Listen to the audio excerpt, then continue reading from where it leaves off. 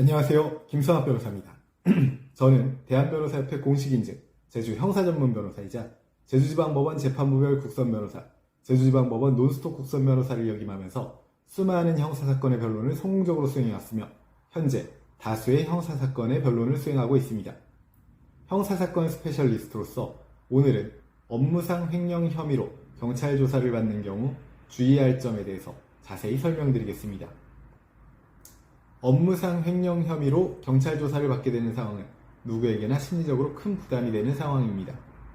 업무상 횡령죄는 형법 제356조에 규정된 범죄로 업무상의 임무에 위배하여 자신이 보관하는 타인의 재물을 횡령하는 행위를 처벌하는 조항입니다. 일반 횡령죄보다 가중처벌되어 10년 이하의 징역 또는 3천만 원 이하의 벌금에 처해질 수 있는 중대한 범죄입니다.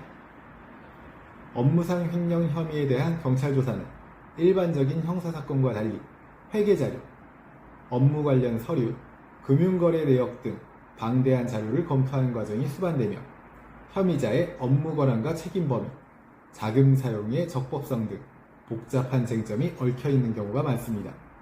따라서 초기 대응이 매우 중요하며 법률 전문가의 조력을 받는 것이 필수적입니다.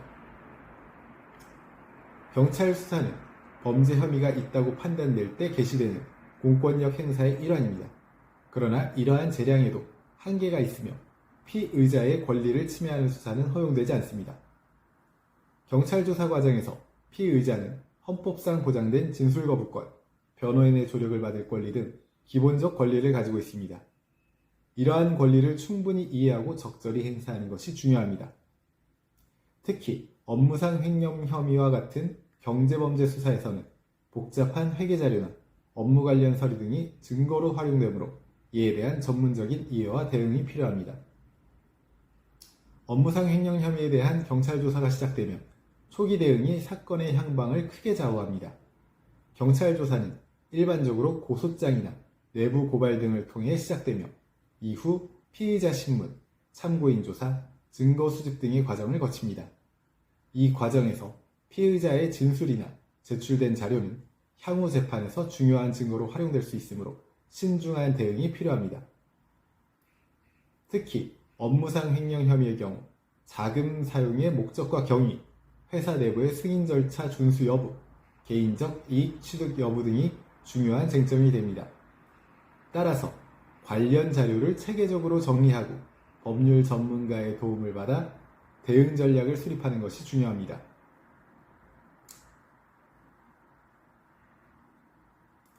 업무상 횡령 혐의로 경찰 조사를 받게 된 경우 가장 먼저 고려해야 할 것은 변호인 선임입니다. 변호인은 다음과 같은 역할을 수행합니다.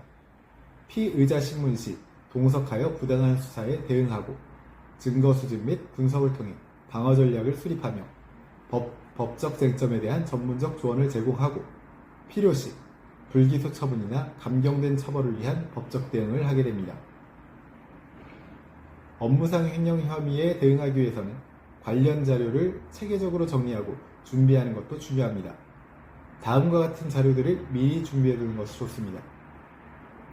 직무기술서나 업무분장표, 결제 권한 등을 확인할 수 있는 서류 등 업무 관련 서류, 문제가 된 자금의 사용 내역, 회계 처리 방식, 관련 영수증 등 회계 자료, 자금 사용에 대한 승인 절차, 결제 문서, 이메일 등 내부 결제 문서, 자금 사용, 회계 처리 등에 관한 내부 규정이나 지침 등 회사 규정, 그리고 함께 일한 동료, 상사, 부하 직원 등의 진술을 확보할 수 있다면 관련자 진술 등을 확보하는 것도 중요합니다.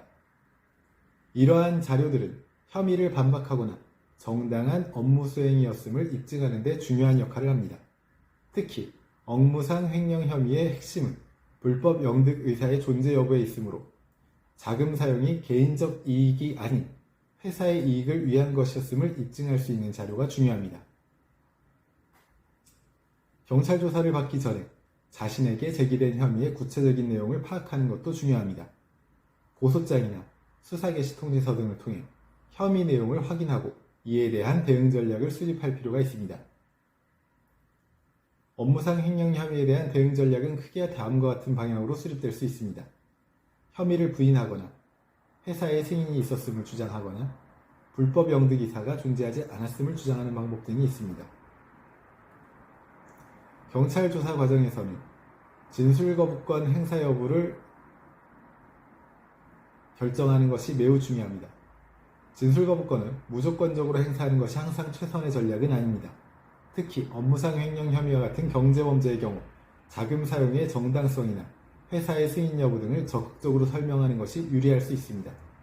따라서 변호인과 충분히 상의하여 진술 거부권 행사 여부를 결정하는 것이 중요합니다.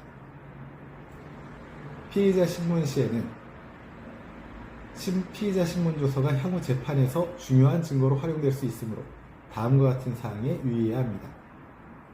우선 변호인의 동석을 요청할 수 있으며 감정적인 대응이나 추측에 기반한 진술을 피하여 신중한 진술이 필요하고 피의자 신문조서가 작성된 후에는 내용을 꼼꼼하게 확인하여 잘못된 기재 부분이 있다면 이에 대한 수정을 요청해야 합니다.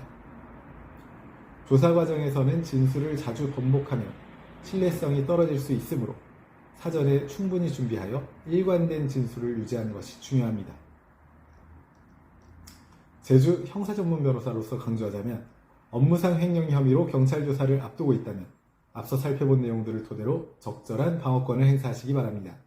현재 업무상 횡령 혐의로 수사와 재판을 앞두고 계시다면 언제든지 제주 형사전문 변호사 김성학 법률사무소를 찾아주시면 신속, 정확한 해법을 제시해드리겠습니다.